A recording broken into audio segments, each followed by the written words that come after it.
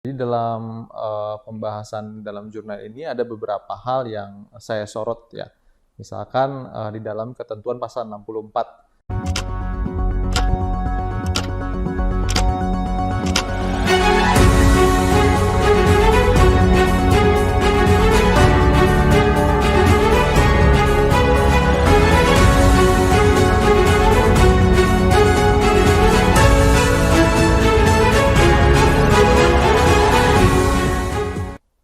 Salam sejahtera bagi kita sekalian. Kita berjumpa kembali dalam acara program Inspirasi Maranatha. Program Inspirasi Maranatha merupakan program yang lahir dari pemikiran-pemikiran para dosen Universitas Kristen Maranatha, yang mana pemikiran ini juga merupakan hasil dari riset atau penelitian yang dilakukan secara akademik, dengan harapan bahwa penelitian yang sudah dilakukan memberikan kontribusi dan sumbangsih kepada setiap kita, anggota masyarakat dan para pemirsa. Izinkanlah saya mengawali program Inspirasi Maranatha, di mana kita akan membahas satu hal yang menarik tentang perundang-undangan di bidang pertanian agar tercapai satu kedaulatan pangan bagi negara kita yang adalah negara agraris. Mari kita bersama berdoa.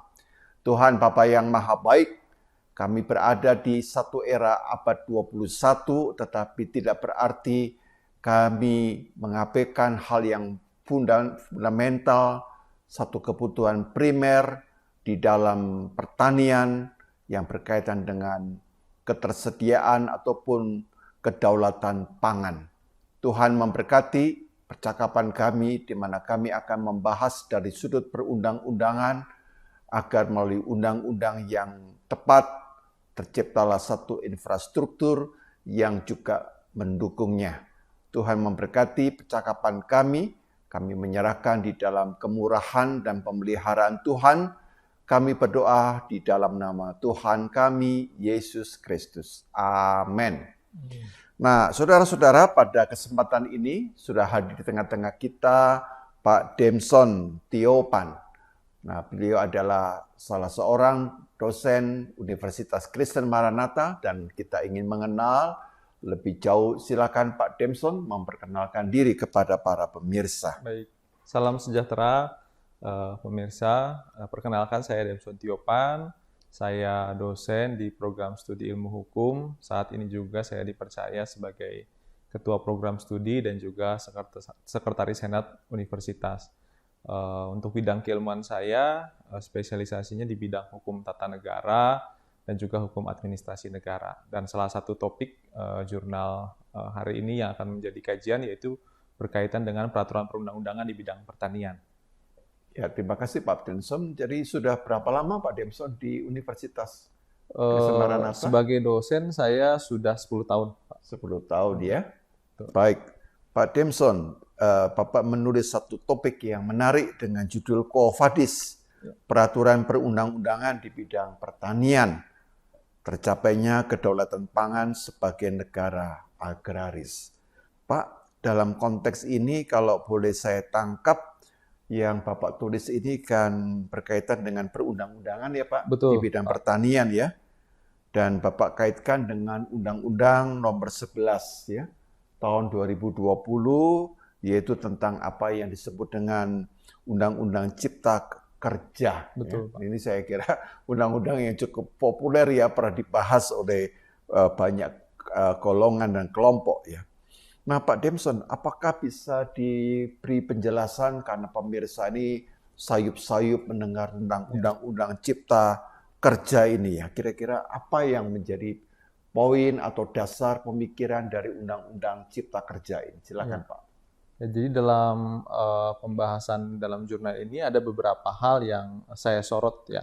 Misalkan di dalam ketentuan pasal 64 angka 2 Undang-Undang Cipta Kerja yang mengubah ketentuan pasal 14 Undang-Undang Pangan.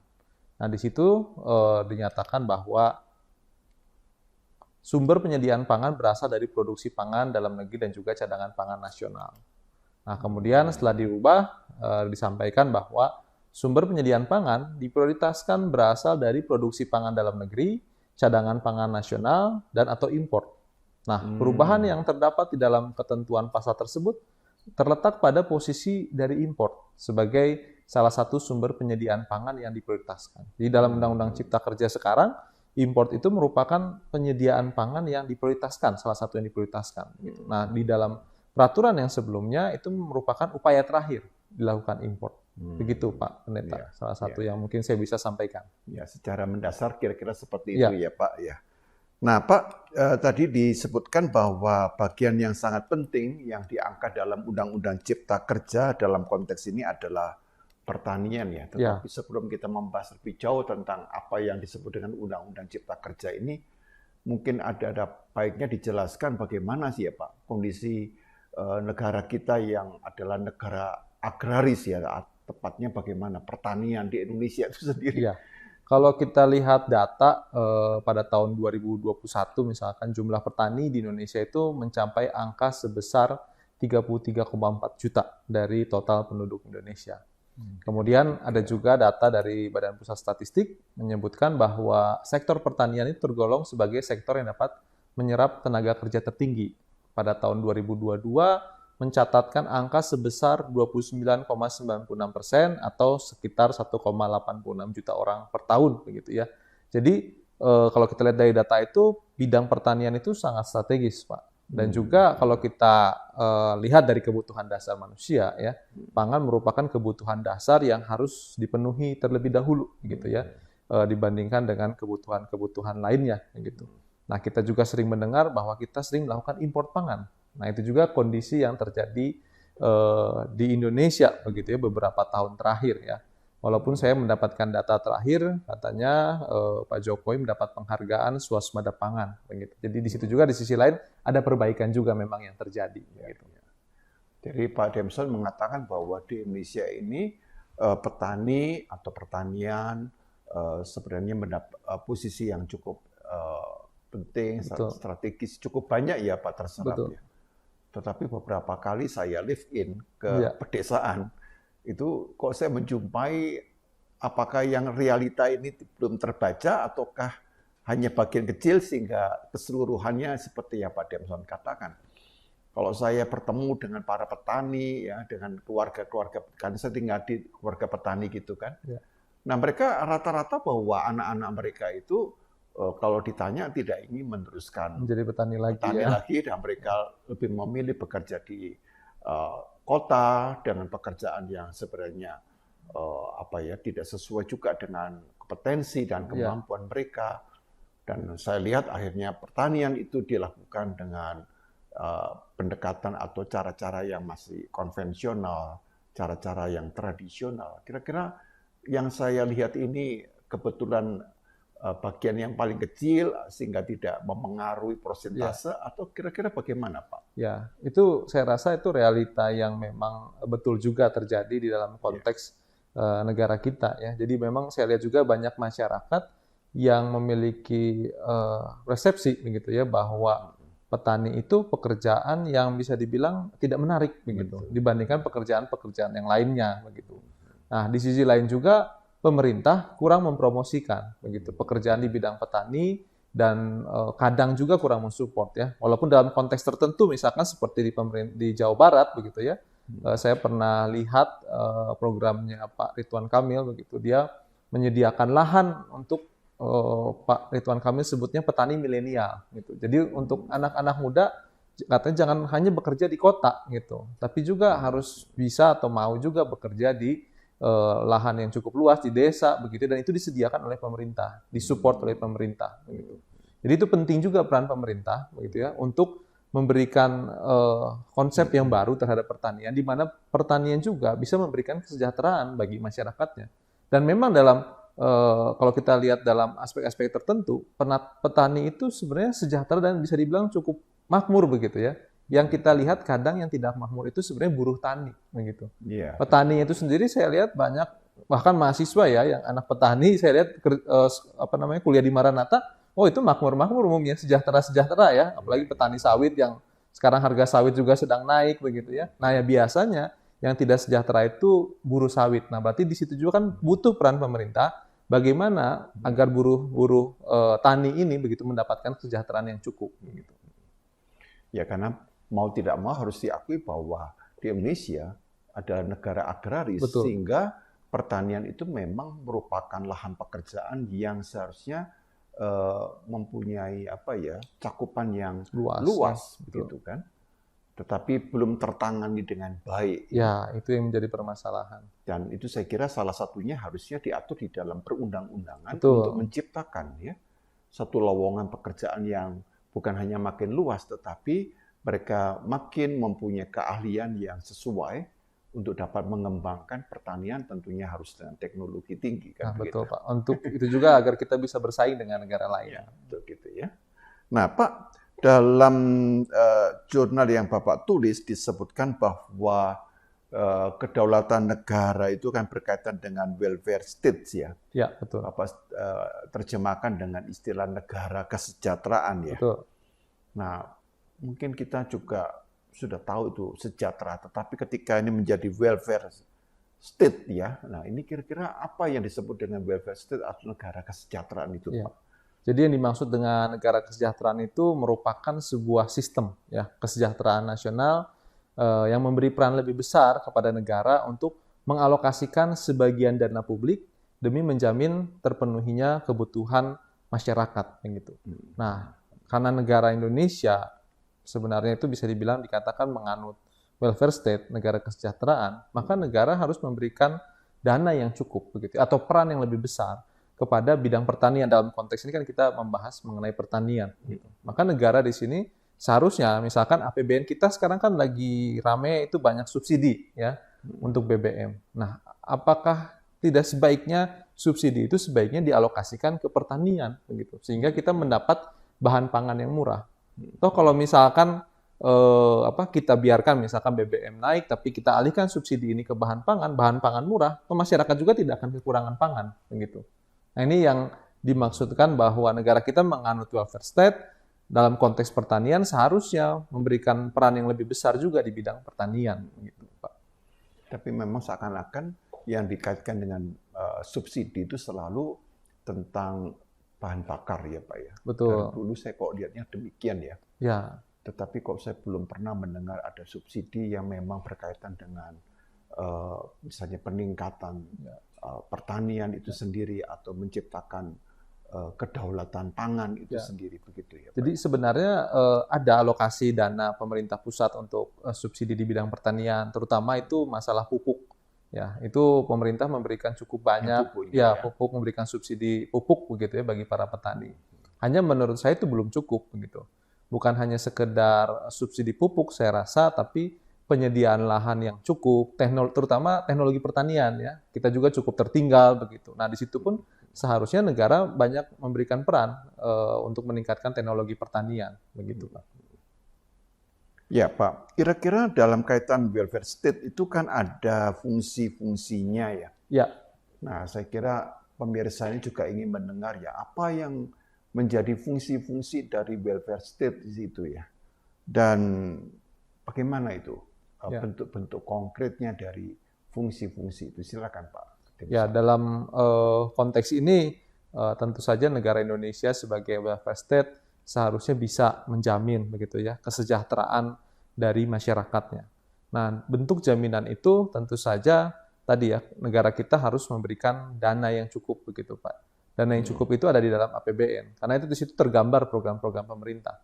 Ketika dananya misalkan lebih banyak ke bidang pertahanan, berarti negara kita fokusnya itu mengamankan negaranya. Padahal dalam konteks sekarang mungkin ya negara kita tidak terlalu butuh begitu ya untuk masalah keamanan karena relatif damai ya antar negara yang satu dengan negara lain, walaupun kita lihat juga ya ada konflik ya antara Rusia dan Ukraina, tapi untuk Asia Tenggara relatif damai begitu, lebih aman. Maka alokasinya seharusnya lebih tepat diprioritaskan begitu ya kepada bidang pertanian. Kita tahu ya kalau kita perbandingkan juga harga pertanian kita juga bisa dibilang cukup mahal begitu ya di Asia Tenggara begitu. Kita lihat misalkan negara Asia Tenggara lainnya seperti Thailand itu sangat maju di bidang pertanian. Kenapa negara Thailand bisa maju? Karena pemerintahnya itu sangat fokus begitu ya. sebagai negara mungkin yang menganut juga negara kesejahteraan, sangat memfokuskan anggaran itu kepada bidang pertanian. Nah, Indonesia yang tanahnya saya rasa tidak kalah subur, begitu ya. Kemudian aneka ragam hayati, jenis-jenis pertanian yang juga sangat banyak, saya rasa bisa bersaing dengan negara seperti Thailand, begitu. Asal kita tadi sebagai negara kesejahteraan, kalau mau menjalankan fungsinya sebagai negara kesejahteraan, kita fokuskan, misalkan anggaran kita untuk relatif yang lain misalkan sudah bisa tercukupi, maka kita sekarang bisa fokuskan ke bidang pertanian. Bayangkan ya, pemirsa, begitu ya, kalau misalkan negara kita tidak memiliki kedaulatan pangan, negara kita ini akan lebih mudah, begitu ya, dikontrol oleh negara lain yang memiliki sumber pangan lebih banyak atau lebih besar, begitu dibandingkan negara kita. Negara seperti Singapura yang kecil ya, yang tidak punya banyak sumber daya secara seperti kita ya, sumber daya alamnya sangat sedikit begitu ya. Sekarang mereka mengembangkan pertanian di bangunan tinggi begitu, di gedung gitu. Karena mereka tahu kalau misalkan negara lain kekurangan pangan, mereka nggak akan melakukan ekspor ke Singapura. Dan ketika tidak ada pangan, Singapura akan chaos gitu. Nah, itu seharusnya dipikirkan oleh negara kita yang jelas-jelas punya tanah subur gitu ya, yang luas begitu. Dan saya rasa sumber daya manusianya juga luar biasa menurut saya ya, hebat-hebat begitu. Iya, Pak. Kita telah cukup jauh ya membahas tentang welfare state dan juga fungsi-fungsinya, juga berkaitan dengan kedaulatan pangan ya, agar negara kita tidak hanya memikirkan tentang ketersediaan, pokoknya hanya tersedia saja, tetapi pangan ini tidak bisa bersifat otonom, tidak bisa mandiri. Ya.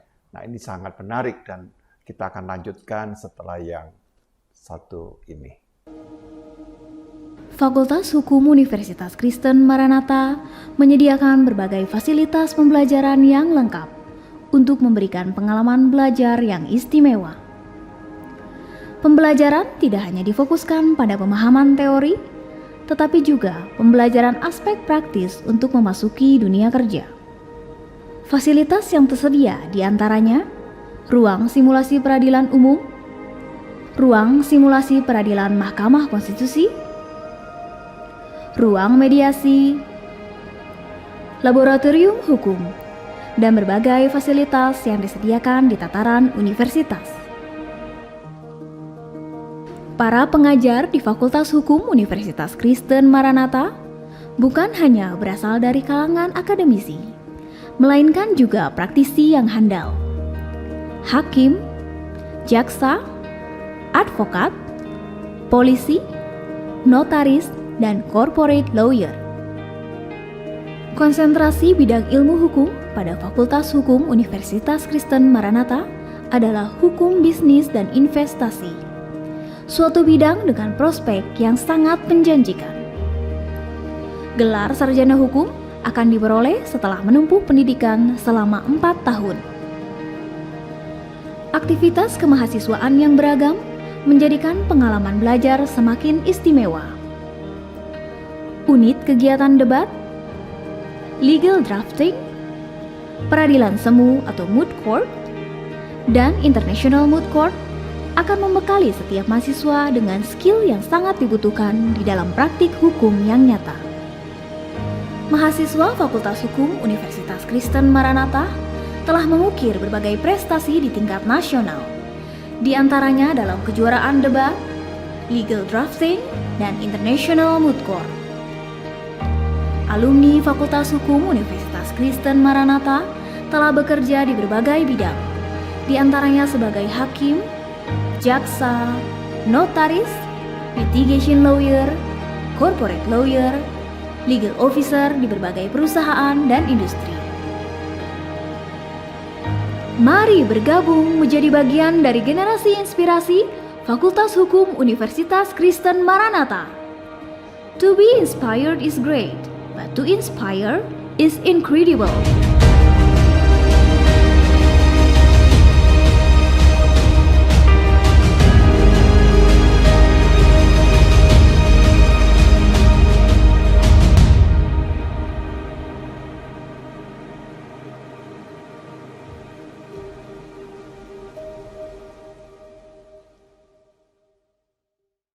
Nah, kita kembali kepada segmen yang kedua. Kita telah membahas tentang bagaimana peraturan perundang-undangan di bidang pertanian, khususnya Undang-Undang Cipta Kerja. Nah, Pak Dimson, tadi kita telah menyinggung tentang Undang-Undang Cipta Kerja ya. Nah, kalau pertanyaan saya adalah yang esensial ya dari Undang-Undang Cipta Kerja itu, kalau saya tangkap dari ulasan Bapak ini ada kekurangannya sehingga membawa dampak negatif ya terhadap program ini kedaulatan pangan itu ya, lebih cenderungnya kepada ketersediaan ya. Kira-kira mungkin pemirsa bisa lebih dibukakan mata mereka bahwa kelemahan dari Undang-Undang Cipta Kerja yang kurang memperhatikan kedaulatan pangan, tetapi hanya sekedar membuat ketersediaan itu, kira-kira bagaimana Pak Dimson? Silakan. Sebagai contoh, di dalam pasal 64 angka 4 Undang-Undang Cipta Kerja yang mengubah pasal 36 Undang-Undang Pangan. Nah, sebelum diubah, dinyatakan bahwa impor pangan hanya dapat dilakukan apabila produksi pangan dalam negeri tidak mencukupi dan atau tidak dapat diproduksi dalam negeri. Kemudian impor pangan pokok hanya dapat dilakukan apabila produksi pangan dalam negeri dan cadangan pangan nasional tidak mencukupi. Kemudian kecukupan produksi pangan pokok dalam negeri dan cadangan pangan pemerintah ditetapkan oleh menteri atau lembaga pemerintah yang punya tugas melaksanakan tugas pemerintah di bidang pangan. Nah, setelah dirubah, maka dinyatakan bahwa impor pangan dilakukan untuk memenuhi kebutuhan dalam negeri, impor pangan pokok dilakukan untuk memenuhi kebutuhan konsumsi dan cadangan pangan nasional, impor pangan dan impor pangan pokok sebagaimana dimaksud pada ayat 1 dan ayat 2 ditetapkan oleh pemerintah pusat dengan memperhatikan kepentingan petani, nelayan, dan lain-lain. Nah, perubahan yang terdapat di dalam ketentuan pasal tersebut itu terletak pada penghilangan syarat untuk dapat dilakukannya impor pangan, yaitu ketika hasil produksi dalam negeri dan cadangan pangan nasional tidak mencukupi.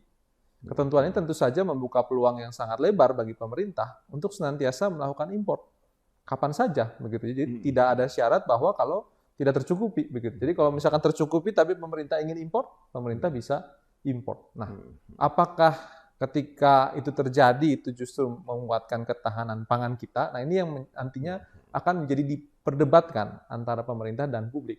Dan saya rasa ketika undang-undangnya sebenarnya cukup jelas, yang dulu saya rasa cukup jelas, begitu ya, mengenai bagaimana kita harus mengimpor dalam kondisi sangat terpaksa dan sekarang menjadi bebas, itu menjadi ruang bagi masyarakat dan pemerintah untuk memperdebatkan hal tersebut, begitu ya. Sedangkan jangan-jangan begitu ada oknum-oknum tertentu yang memanfaatkan peraturan ini untuk melakukan impor, padahal kita tidak membutuhkan impor pangan, begitu Pak. Ya, sedikit saya memikirkan ya Pak. Sebenarnya ini cara berpikir ya. Yang saya bayangkan begini. Kenapa cara berpikirnya sudah membayangkan kalau ada kekurangan atau dalam menyediakan pangan begitu kan. Harusnya kan kalau ada ke sana biasanya kan orang akan bagaimana supaya itu tidak menjadi kekurangan. Lalu hambatan-hambatannya dapat disingkapkan. Oh, hambatannya mungkin pada teknologi. Kalau gitu kita akan melakukan bisa membeli alatnya atau kemudian kita harus ada transfer teknologi pengetahuan itu. Atau yang kedua yang berkaitan dengan minat masyarakat yang belum melihat bahwa pertanian itu sebagai sesuatu yang harusnya membanggakan, yang diciptakan begitu. Tapi kenapa tiba-tiba diciptakan satu kesan bahwa kalau tidak tersedia, maka dilakukan import. Dari kesan saya import itu sebagai cara gampangnya. Begitu. Ya betul. Jadi pemerintah itu pengen cepat-cepat gitu ya. Kalau ada masalah ya udah import gitu. Padahal tadi seperti kata Pak Pendeta betul. Sebaiknya kalau misalkan aturannya bilang bahwa ini adalah upaya terakhir, kita bisa melakukan upaya-upaya lain dulu, begitu ya, untuk meningkatkan atau mempertahankan ketahanan pangan kita. Ya, itu. Jadi saya bayangkan kalau kekurangan itu bisa terjadi, tetapi kalau kita lihat dalam konteks Indonesia seharusnya tidak. Betul. Pertama, karena Indonesia itu adalah negara yang sebagian besar itu semuanya daerah subur. Ya betul, betul Pak. Tidak ada yang daerah tidak subur itu ya, hanya beberapa daerah tertentu saja yang sedikit sekali kan. Terus yang kedua dari sudut warisan ya dari nenek moyang kita ini kan mereka semuanya ini kan petani-petani semua, mereka punya pengalaman begitu kan. Lalu yang ketiga kita kan sekarang sudah dilengkapi dengan teknologi sehingga tanah yang sempit pun juga bisa melakukan intensifikasi begitu kan, sehingga dari ini kan masih bisa menghasilkan. Pertanian kan tidak harus sekarang membutuhkan tanah yang lebar untuk membuat satu produksi yang yang berkualitas. Bahkan bisa skala rumahan sekarang, Pak. Sekarang bisa skala rumahan begitu kan. Jadi mengapa kok cara berpikirnya ngambil, kesan saya itu ngambil praktisnya gitu ya. Padahal import ya bisa, tetapi import itu bukan lagi menjadi pilihan sebenarnya ya. Bukan pilihan, tapi import itu adalah sesuatu yang sifatnya ya boleh melengkapi atau untuk menambahkan sesuatu yang kebetulan pada waktu itu kurang berhasil di sini, nah nggak masalah begitu ya. Dan mohon maaf ya, kita tahu juga di Indonesia seringkali banyak kasus korupsi masalah import juga. Nah gitu, jadi kadang-kadang di sini juga saya agak curiga kok keran import semakin dibuka begitu ya. Di sisi lain juga penguatan atau pengawasan terhadap tindak pidana korupsi kurang ditingkatkan. Nah, jangan sampai ini jadi membuka celah lagi untuk orang-orang dalam ini melakukan tindakan korupsi gitu. Ya, ini saya Indonesia ini kadang-kadang lingkaran setannya di situ ya. Ya, di balik kelihatannya itu import membuka peluang atau tempat usaha, tetapi biasanya disitulah juga tempat orang melakukan satu bentuk yang ilegal begitu kan, untuk keuntungan yang sifatnya personal atau kelompok begitu. Nah, Pak, dalam konteks ini Bapak menyampaikan bahwa ada satu argumentasi yang Pak Demson katakan ya, bahwa tentang pengaruh Undang-Undang Cipta Kerja itu didasarkan pada prinsip hukum yang dapat dimaknai sebagai alat rekayasa sosial. Jadi law is a tool of social engineering. Pak, kira-kira apa itu Pak ya? Hukum ini atau undang-undang ini menjadi satu alat rekayasa sosial. Ini kan nama keren sekali ya, alat rekayasa sosial atau masyarakat. Mungkin pemirsa juga perlu dibukakan ini Pak, apa itu maksudnya alat rekayasa sosial? Ya, jadi ini merupakan ini juga ya yang kami di Fakultas Hukum sering mendapatkan pengajaran ini ya, hukum itu digunakan sebagai alat untuk merekayasa masyarakat ya, atau rekayasa sosial begitu. Ini lahir dari pemikiran Roscoe ya, yang bilang bahwa hukum pada dasarnya dapat dimaknai sebagai alat rekayasa sosial atau masyarakat. Jadi teori ini lahir dari pemikiran yang berpatokan pada kenyataan hukum yang ada di masyarakat. Kemudian lebih lanjut, Roscoe juga menuturkan bahwa sistem hukum itu ada dalam rangka mencapai ketertiban hukum dengan mengakui kepentingan-kepentingan yang ada. Kepentingan yang dimaksud itu adalah kepentingan umum, kepentingan sosial, atau bahkan juga kepentingan pribadi gitu ya. Nah, ketika hukum digunakan untuk merekayasa masyarakat, kita dapat melihat bahwa Undang-Undang Cipta Kerja di sisi lain juga dari pasal-pasal yang sudah diuraikan tadi, ini sepertinya tampaknya ingin merekayasa masyarakat bahwa import itu hal yang biasa begitu ya, hal yang lumrah dan nggak usah diperdebatkan begitu. Karena undang-undang juga memprioritaskan salah satu untuk memenuhi kebutuhan pangan, ya import begitu. Jadi nanti mungkin masyarakat tuh tidak kritis lagi nanti terhadap import, karena di Undang-Undang Cipta Kerja sudah menjadi prioritas juga, salah satu prioritas. Nah, di situ hukum digunakan untuk merekayasa masyarakat agar, menurut pandangan saya, agar masyarakat terbiasa dengan import pangan. Gitu. Padahal menurut pandangan saya, import pangan ini seharusnya tidak dilakukan dalam kondisi keadaan pertanian Indonesia yang cukup baik begitu ya, dan bahkan bisa ditingkatkan dengan cara-cara yang lain tidak melalui import pangan begitu Pak. Jadi kalau saya walaupun saya bukan dalam bidang hukum, tetapi saya membayangkan bahwa satu undang-undang atau peraturan itu kan sebutnya sebagai alat rekayasa sosial. Harusnya rekayasa atau engineering dalam hal ini dalam arti positif sebenarnya. Betul. Ya. Harusnya positif, rekayasa dalam arti untuk konstruktif yang membangun. Misalnya saya bayangkan bahwa Undang-Undang Cipta Kerja itu akan menjadi lebih powerful kalau dikatakan bahwa negara membangun ketahanan pangan sehingga kita bisa menjadi pengekspor. Ya, betul. Harusnya kan seperti itu arahnya. Ya, jadi kita tidak sepertinya tergantung sudah membayangkan bahwa kita ini akan kekurangan. Nah, kekurangan solusinya adalah import, gitu kan? Betul. Nah, tapi kalau saya bayangkan bagaimana kalau kita berpikir yang sebaliknya? Itu seperti itu yang sebenarnya saya juga harapkan begitu ya. Kan, ya. Ciptakan ketahanan pangan yang kuat, bahkan kita bisa memberi ini ya, menjual bahan pertanian kita ke negara lain. Betul, Pak. Dan misalnya kita menghadapi negara-negara di Asia Tenggara. ya, yang mungkin tanahnya tidak sesubur Indonesia, ya. Atau mungkin dari sudut keluasan Indonesia kan saya anggap adalah negara yang besar sekali. Betul, Pak. Betul. Ya kan, bisa ada 260 juta atau 270 sekarang kan. Nah, itu kan besar sekali itu kan. Dan itu pun juga belum semua pulau dan semua tanah itu sudah terisi, begitu kan. Nah, jadi seharusnya ketahanan pangan ini diciptakan sedemikian rupa dan itu diatur di dalam perundang-undangan sebagai alat rekayasa sosial yang betul-betul memberikan. Kalau misalnya yang bisa sebagai pengekspor, itu kan lain ceritanya. Betul, dan itu akan meningkatkan bargaining position kita juga di antara negara-negara dunia begitu. Seperti Amerika Serikat, ya. Amerika Serikat itu kan salah satu pengekspor kedelai yang cukup besar di dunia. Dan kita tergantung sama mereka. Ketika Amerika gagal panen, otomatis dia volume ekspornya menurun, akan memenuhi kebutuhan negaranya sendiri, dan dia akan mengurangi ekspor ke Indonesia. Indonesia kalang kabut, langsung harga tahu dan tempe meningkat begitu, karena kita tidak punya ketahanan di bidang kedelai, padahal kita bisa tanam sendiri begitu. Kenapa bisa begitu? Karena kedelai Amerika itu murah dan berkualitas. Kenapa bisa murah dan berkualitas? Karena negaranya sangat mendukung. Pertama, teknologinya sangat maju di bidang pertanian. Kedua, walaupun mereka negara liberalis kapitalis, mereka memberikan subsidi terhadap pertaniannya. Begitu. Karena itu salah satu strategi mereka juga untuk menjaga ketahanan pangan mereka. Jadi Amerika Serikat itu sangat fokus ke bidang 3, saya lihat ya. Ketahanan pangan, ketahanan di bidang militer, dan juga teknologi. Gitu. Dan itu membuat mereka bisa sampai saat ini menjadi negara adidaya dan juga adikuasa ya. Walaupun secara kalau kita ngomong perdagangan kan sekarang kayaknya China lebih besar gitu ya.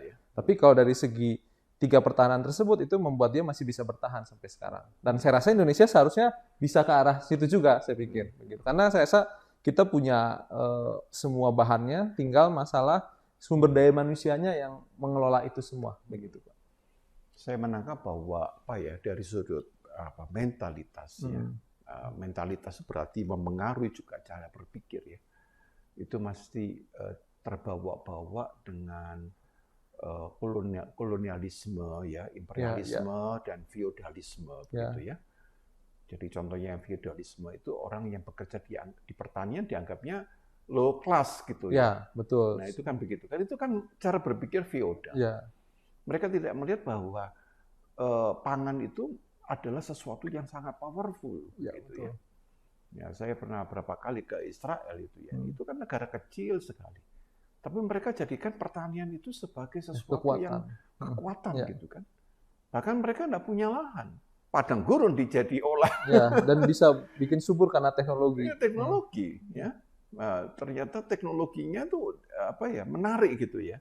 Bagaimana padang gurun itu bisa ditanami, lalu mereka bikin satu teknologi di mana air itu tidak langsung tapi sifatnya menetes gitu ya.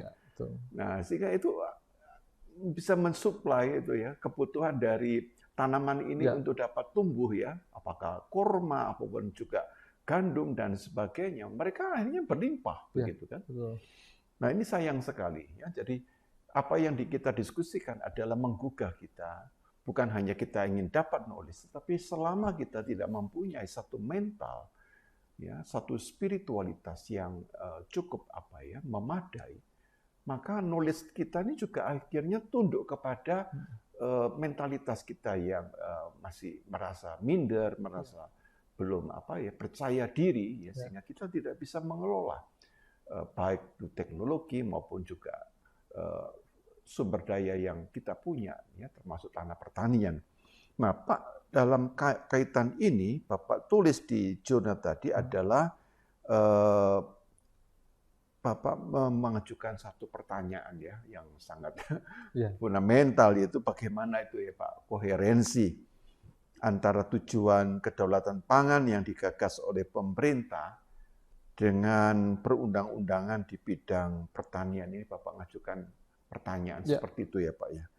Kira-kira bagaimana Pak dari pertanyaan koherensi antara tujuan kedaulatan pangan yang digagas oleh pemerintah dengan peraturan perundang-undangan di bidang pertanian. Bagaimana Pak Debson? Ya, jadi dari hasil riset ini justru saya melihat begitu ya, bahwa negara ini justru dengan adanya Undang-Undang Cipta Kerja begitu, dia malah justru tidak menunjukkan keberpihakannya kepada kedaulatan pangan. Saya pikir negara lebih cenderung ingin cara instan begitu dalam memenuhi ketersediaan pangan, tapi tidak memberikan fundamental yang cukup kuat begitu untuk memberikan kedaulatan pangan di negara kita. Padahal tadi seperti yang kita sudah bahas terus-menerus bahwa kedaulatan pangan itu merupakan landasan utama. Saya rasa kedaulatan yang utama yang harus diciptakan oleh suatu negara begitu.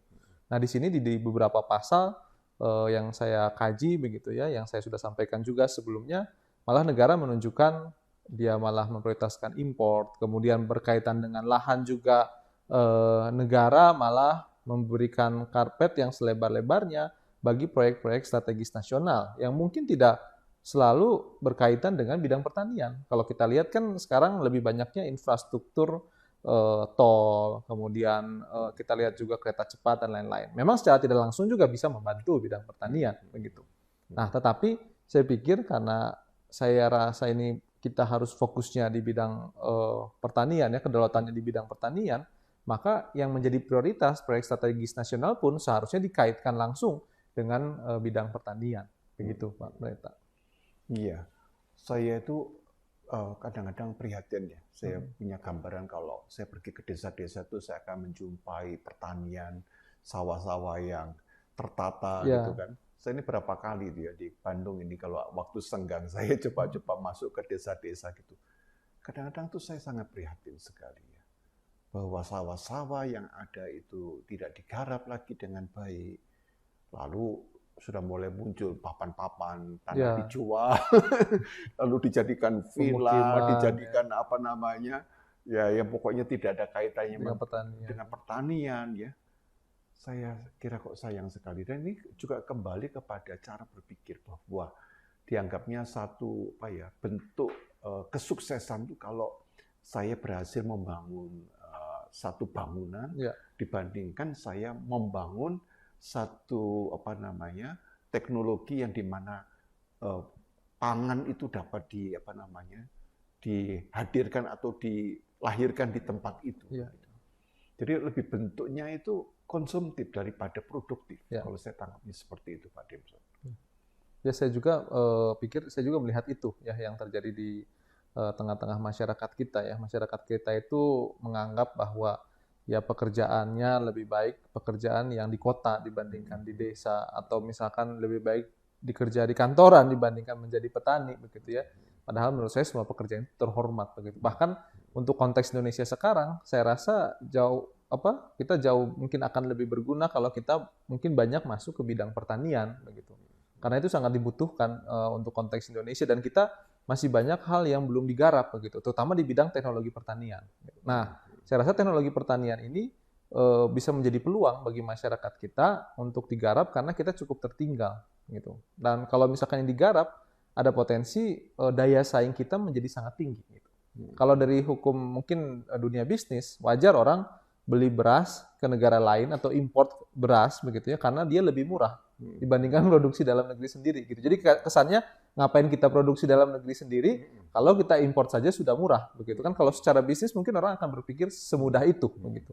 Tetapi kalau kita pikir kedaulatan pangan, ketahanan pangan, bagaimana kalau misalkan orang yang memproduksi beras itu tiba-tiba lebih membutuhkan dibandingkan kita, sedangkan kita tidak punya ketahanan yang pangan yang cukup begitu ya. Nah, ini juga perlu dipikirkan oleh pemerintah begitu. Bukan hanya sekedar mikir, oh karena yang sana lebih murah lalu kemudian kita import begitu ya. Tapi sebaiknya juga kita harus bagaimana menciptakan pangan yang berdaya saing gitu dengan negara-negara lain. Memang ada kendala, salah satu kendala tadi teknologi. Karena banyak negara tidak mau atau tidak mudah untuk mentransfer teknologi di bidang pertanian gitu. Di negara-negara maju, orang bertani untuk ratusan hektar cukup mungkin 5 orang, 10 orang. Kita butuh masih banyak tenaga manusia untuk itu, sehingga sulit untuk bersaing. Sedangkan mereka juga tidak mau memberikan teknologi pertaniannya kepada kita gitu ya, karena dia tahu bahwa itu adalah suatu aset yang untuk menunjukkan bahwa negaranya lebih kuat dibandingkan negara lain. Seperti contoh tadi Pak Pendeta sampaikan Israel begitu ya. Itu menunjukkan kekuatan di kawasan bahwa Israel lebih unggul dibandingkan negara-negara lain. yang dulunya tanah gersang, gurun begitu ya, tapi dia bisa menghasilkan produksi pertanian yang subur, bahkan dia berkualitas dan bahkan dia mengekspor ke negara lain begitu. Dan di situ menunjukkan bahwa Israel itu negara yang tidak bisa dianggap remeh begitu di kawasannya begitu. Nah, saya rasa Indonesia punya peluang yang jauh lebih besar di situ begitu. Ya, saya membandingkan antara tanah Israel dengan Indonesia itu kalah jauh lah. Iya, betul. Tanahnya kering, tanah berbatu-batu. Masuk ke Indonesia itu saya bayangkan semuanya hijau begitu kan. Ya. Tetapi anehnya yang semuanya hijau ini kita menjadi negara hanya bisanya mengimpor. Lalu negara-negara yang dianggap tandus dan kering ini justru sebagai negara yang bisa mengekspor. Dan kalau saya di hotel itu ada apa namanya tanam buah-buahan itu, aduh super semuanya. Iya. Saya kadang-kadang merasa iri ya, kenapa ya negara saya ini yang sebenarnya punya kemampuan yang lebih besar tidak bisa seperti ini begitu ya. Nah, ini satu keprihatinan ya Pak ya. Jadi supaya percakapan kita ini mulai menggugah orang bahwa kita ini perlu banyak berbenah diri ya di abad 21. Kalau ini diteruskan ya, kalau satu saat kemudian kita impor di satu negara dan negara itu kemudian menyetop atau kemudian harganya ditinggikan karena mereka lebih butuh dan kita kolaps semua. Ya, betul Pak. Karena itu kebutuhan dasar kita. Karena itu masalah yang tidak bisa ditolerir lagi kalau sudah menyangkut masalah perut yang berkaitan dengan hajat hidup. Betul, gitu kan? Kita bisa melihat orang baik, mohon maaf jadi jahat karena kelaparan gitu ya. Ya. Gitu. Nah, ini saya kira poin ini menjadi sangat penting para pemirsa ya. Nah, kita sudah semakin jauh dan percakapan kita semakin menarik ya. Dan kita akan lanjutkan dalam segmen yang ketiga setelah bagian yang informasi yang satu ini. Saudara sekalian, jangan lupa saksikan Inspirasi Maranatha setiap hari Senin pukul 7 malam di platform YouTube Ice Dream Studio. Teman-teman mahasiswa, Bapak Ibu dan rekan-rekan, mari sama-sama kita merenungkan firman Tuhan setiap harinya dan renungan dapat disaksikan di Instagram Badan Pelayanan Kerohanian Universitas Kristen Maranatha. Untuk teman-teman mahasiswa, rekan-rekan saudara dan Bapak Ibu yang rindu melayani, Bapak Ibu bisa mendaftarkan diri melalui nomor WhatsApp yang tertera di layar. Maranatha juga mengadakan program Student Care Fund, di mana program ini bertujuan untuk membantu para mahasiswa yang terkendala finansial untuk tetap bisa menyelesaikan pendidikannya dengan baik. Nah, kita kembali dalam segmen terakhir, segmen yang ketiga. Dan kita masih berkaitan dengan bagaimana pengaruh atau dampak Undang-Undang Cipta Kerja untuk menciptakan ketahanan pangan bersama dengan narasumber kita Pak Demson Tiopan. Pak Demson, tadi disebutkan bahwa Undang-Undang Cipta Kerja itu kan memberi ruang yang cukup kepada import begitu kan, yang pada masa kini ketentuan import itu tidak lagi berposisi sebagai alternatif terakhir gitu. Kapan saja lah boleh import. Ya, betul. Ya, bahkan mungkin kalau sudah tersedia pun kalau import ternyata itu lebih murah, diambil aja dah. Kira-kira seperti itu. Nah, perubahan tersebut tentunya akan memungkinkan dilakukan ya satu import dan kemudian orang akan mengabaikan ketahanan pangan yang penting untuk jangka panjang gitu Pak. Nah, tetapi ya terlepas bahwa tadi saya katakan ada yang tidak setuju, tetapi kan kita ini sekarang sebagai masyarakat global, sehingga mau tidak mau memang import itu ya tidak bisa dielakkan gitu kan, karena kita saling membutuhkan satu sama lain dan bahkan dengan teknologi transportasi yang cepat sehingga sekarang juga ngirim dari satu negara ke negara lain itu relatif lebih cepat. Kira-kira bagaimana Pak Dimson hal ini? Jadi saya juga tidak menentang bahwa kita ini sebagai masyarakat global ya dan juga sudah terjadi globalisasi, semua cepat begitu ya, dan banyak kebutuhan kita yang mungkin kita nggak bisa produksi begitu. Nah, tetapi ini perlu digarisbawahi harus dalam konteks kita tidak punya gitu, kita tidak ada gitu. Tetapi kalau kita punya dan kita bisa, maka kita harus hasilkan sendiri karena ini berkaitan dengan pangan begitu, bukan hanya sekedar alat-alat begitu ya atau perangkat-perangkat gitu ya. Kalau kita lihat misalkan Amerika Serikat, dia bisa bikin handphone, tapi dia tetap bikin handphonenya di China karena lebih murah. Nah, tetapi kalau untuk pangan, mereka tetap harus produksi dalam negeri gitu. Karena balik lagi tadi masalah berkaitan kalau terjadi konflik, kalau terjadi permasalahan tertentu di suatu negaranya, yang harus diamankan adalah pangan. Dan itu terjadi dari ribuan tahun lalu begitu ya, pemerintahan manapun selalu mengamankan yang namanya kebutuhan pangan. Gitu. Nah, kemudian yang kedua, yang kita dapat melihat juga tadi ya, kebutuhan apa yang perlu kita import dari negara lain. Kalau Indonesia, saya rasa ya gandum. Ya, kalau gandum saya pikir nggak masalah begitu, karena kita memang tidak bisa menanam gandum di Indonesia. Gandum tidak bisa tumbuh di Indonesia, tidak cocok untuk negara kita ya tropis begitu ya gandum tumbuh. Sehingga mau nggak mau itu adalah salah satu-satunya jalan untuk kita lakukan. Dan saya rasa nggak masalah kita import gandum. Nah, tapi di sisi lain menjadi permasalahan ketika konsumsi gandum kita menjadi sekarang itu nomor 2 diperbandingkan dengan konsumsi makanan pokok kita yang utama yaitu beras begitu. Kita tidak memproduksi gandum, tapi di sisi lain ketergantungan kita terhadap gandum itu sangat tinggi gitu. Sangat besar. Ya, tentu import salah satu jalan, tapi dengan kondisi sekarang kita melihat katanya harga mie instan mau naik katanya 3 kali lipat begitu ya dan lain-lain. Itu juga menjadi keresahan tersendiri di masyarakat begitu. Kenapa menjadi keresahan? Karena sudah menjadi kebutuhan yang menjadi alternatif kedua bagi masyarakat kita. Kalau gandum bukan menjadi kebutuhan yang cukup utama begitu, itu tidak akan menjadi keresahan begitu ya. Orang tidak akan pernah ribut kalau durian harganya semahal apapun gitu, karena itu bukan bukan makanan pokok kita gitu, bukan kebutuhan pokok kita. Tapi kalau beras naik, kita pasti akan menjadi permasalahan gitu. Nah, gandum naik juga menjadi permasalahan. Nah, yang jadi permasalahan adalah kita tidak menanam gandum. Nah, pemerintah pun seharusnya ketika tahu ada suatu barang yang memang kita tidak produksi, begitu ya, seharusnya tidak menjadi sesuatu yang didukung oleh pemerintah, begitu produk makanan tersebut atau produk dari hasil pertanian tersebut untuk terus dikonsumsi oleh masyarakat. Nah, Indonesia sebenarnya punya alternatif lain, begitu bisa singkong, bisa umbi-umbian yang bisa ditanam di Indonesia dan harusnya pemerintah lebih mendorong ke arah sana. Jadi sebenarnya saya tidak anti globalisasi, Pak, tapi kita harus juga memilah-milah mana yang perlu diimport, mana yang tidak perlu begitu. Dan mana yang kita dapat usahakan tidak perlu import. Misalkan seperti beras, saya rasa kita harus upayakan jangan sampai kita import beras. Kalau bisa kita ekspor beras begitu ya, karena negara kita saya rasa tanahnya itu sangat subur dan mudah ditanami produk seperti beras begitu.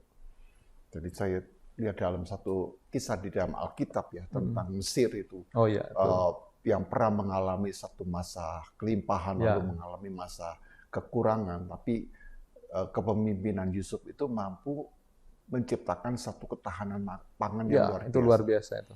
Ya, daripada waktu kelimpahan itu tidak dihabiskan untuk saat itu ya, tapi dikumpulkan di gudang-gudang ya, bahkan mungkin menciptakan di masa kelimpahan itu satu teknologi pada zamannya itu ya, supaya makanan itu gandum itu berlimpah-limpah begitu sehingga bisa disimpan dan saat mengalami masa kekeringan paceklik maka disebutkan negara-negara lain bahkan termasuk saudaranya yang dari Kanaan datang ke Mesir hanya untuk membeli. Ini kan contoh kepemimpinan yang mampu menciptakan ketahanan pangan yang yang bertahan ya di tengah-tengah kondisi yang paceklik begitu kan.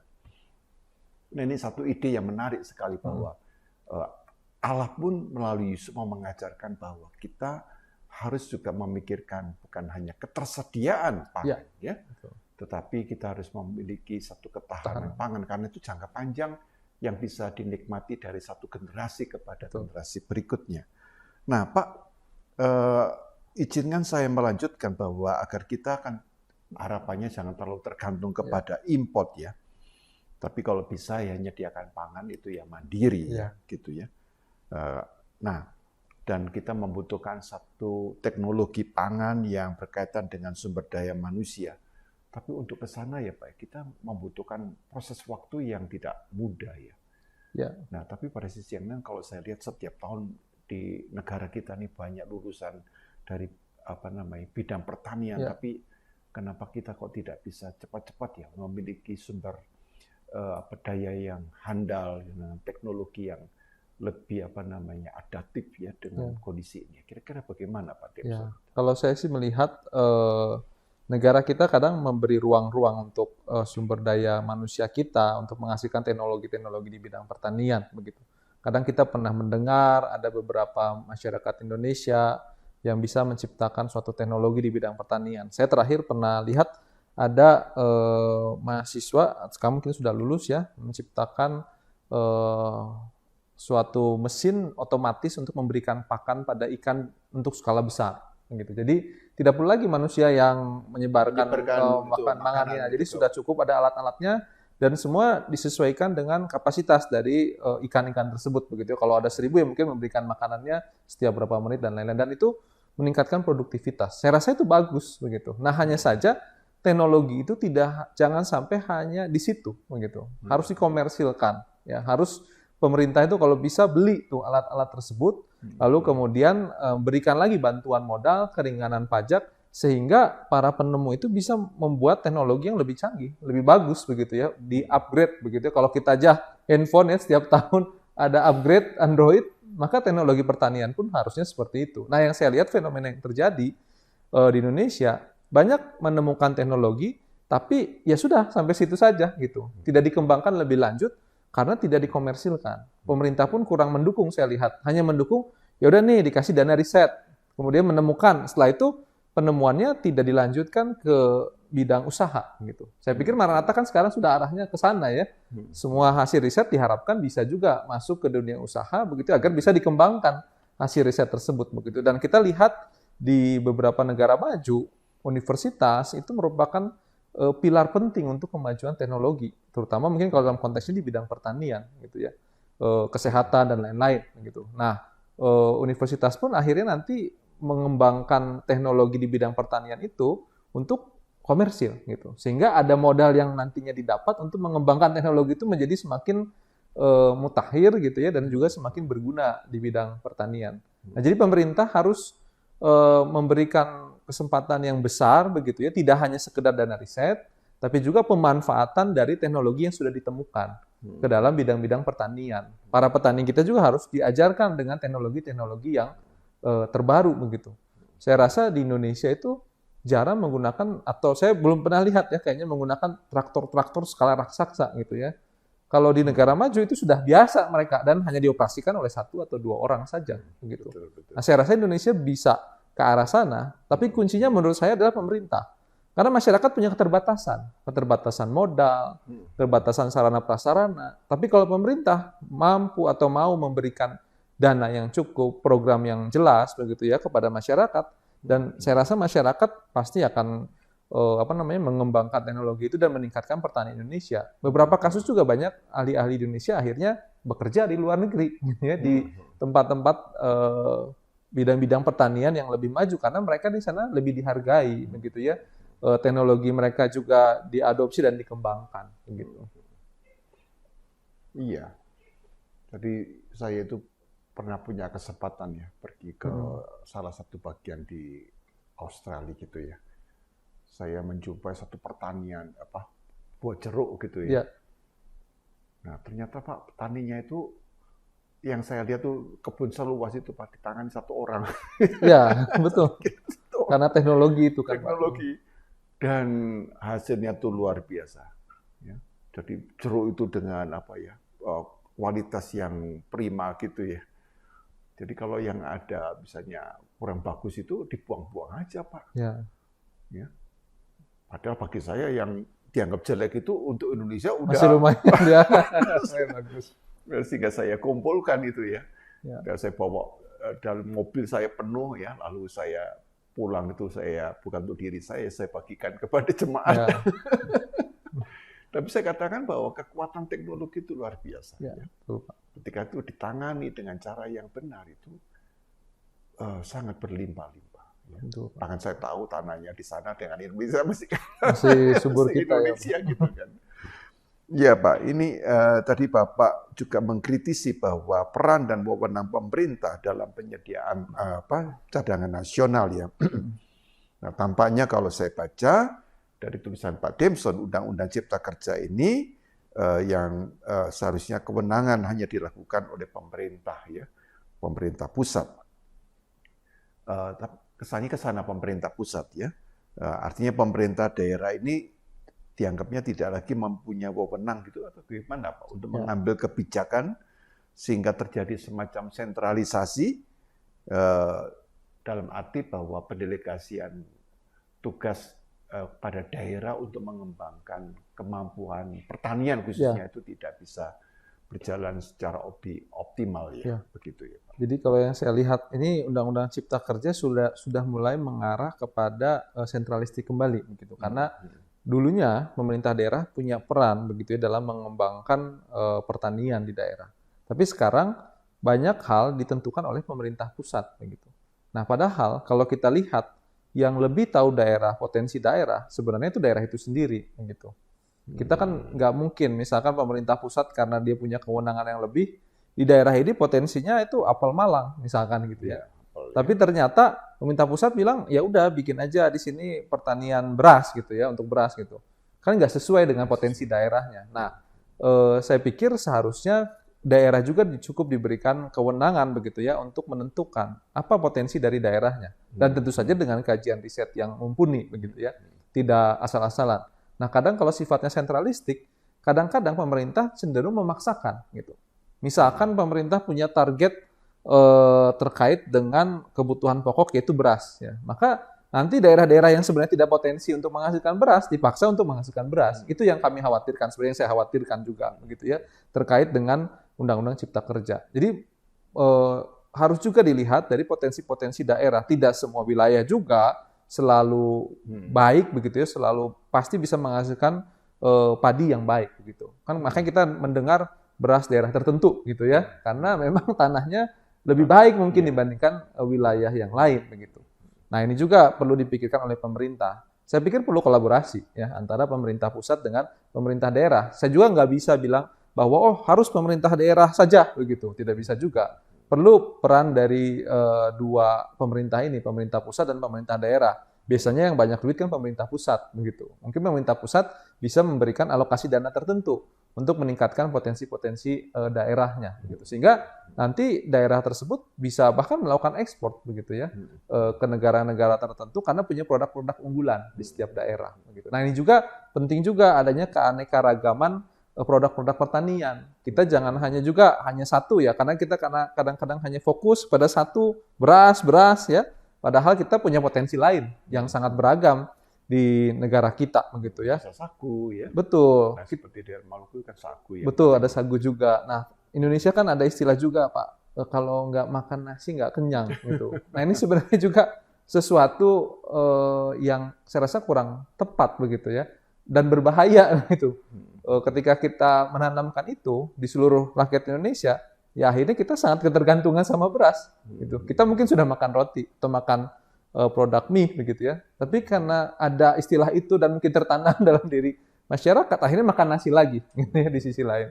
Nah, akhirnya kebutuhan beras kita menjadi sangat tinggi padahal kita tadi sebenarnya bisa adanya keanekaragaman di bidang pangan juga gitu ya, nggak hanya fokus kepada satu bidang saja gitu.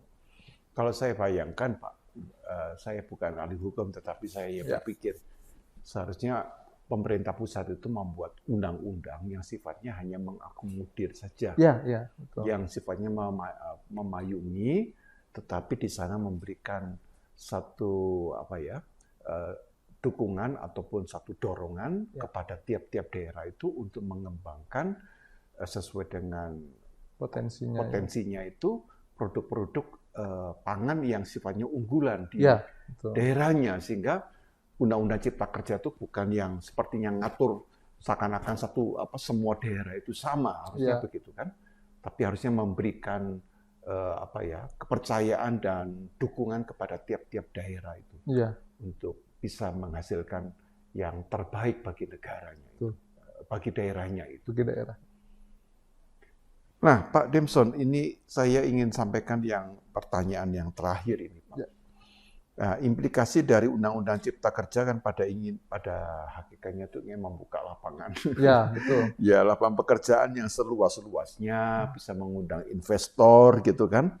baik dari dalam negeri maupun dari luar negeri.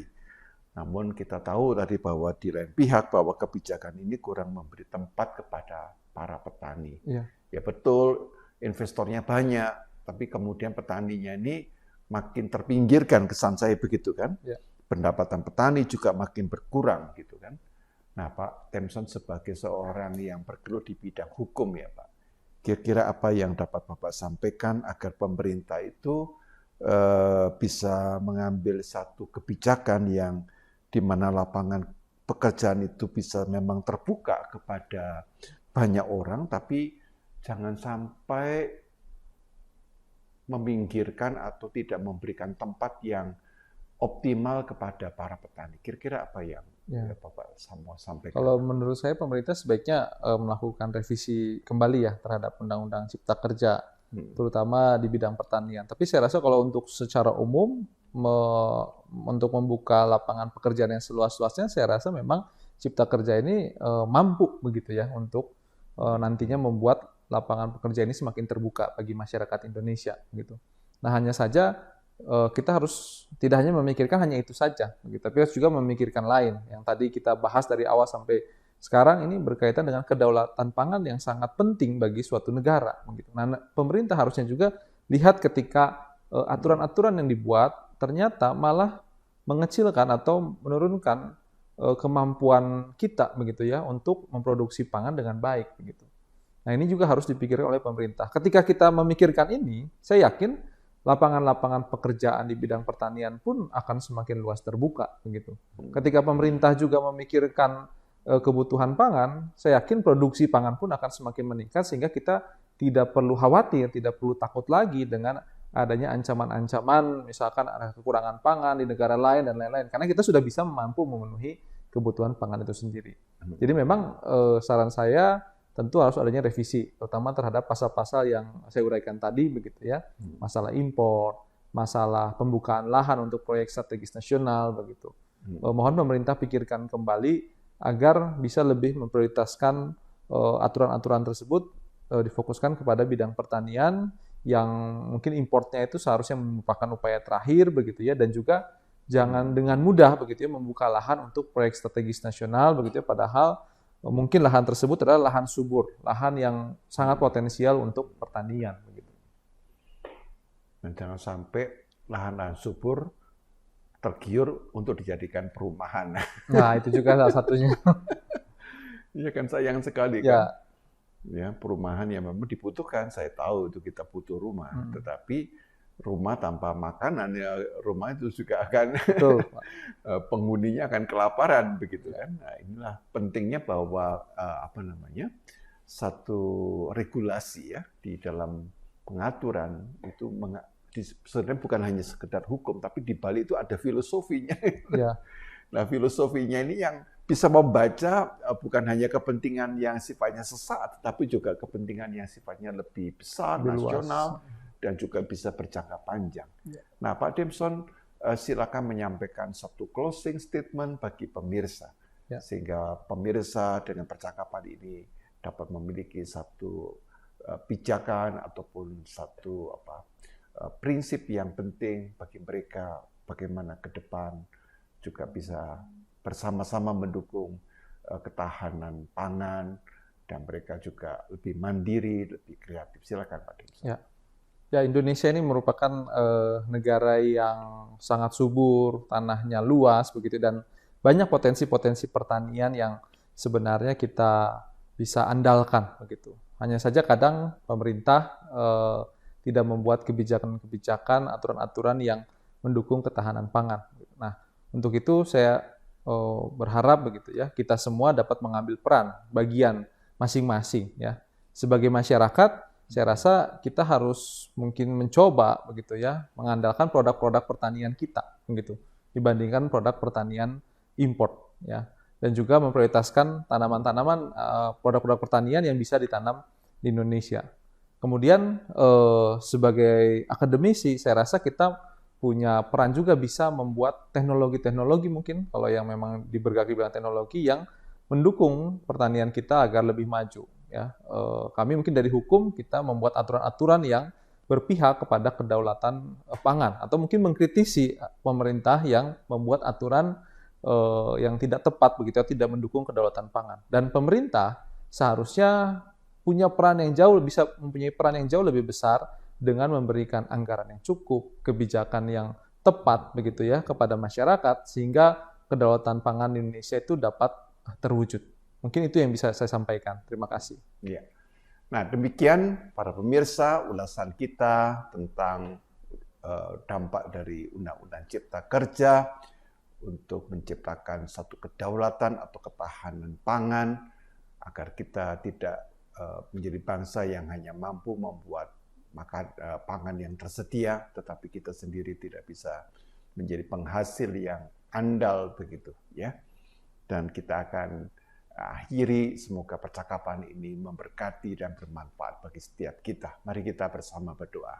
Tuhan yang maha baik, Bapa yang mengasihi kami, sumber segala berkat, di mana Engkau lah yang menumbuhkan benih dan yang memberikan kepada tanah ini makanan yang kami butuhkan, dan Engkau memberikan pengertian hikmat, kecerdasan yang memampukan kami untuk mengembangkan teknologi, dan dengan teknologi kami dapat meningkatkan lebih optimal lagi hasil-hasil bumi dengan segala jenisnya, dengan segala karunia-karunia yang Tuhan limpahkan. Karena itu mampukan kami ke depan menjadi bangsa yang sungguh-sungguh makin memikirkan secara kreatif untuk menciptakan satu ketahanan ataupun kedaulatan pangan yang dapat memberikan kepada setiap orang satu media di mana mereka boleh memberkati dan tidak sekadar menjadi bangsa yang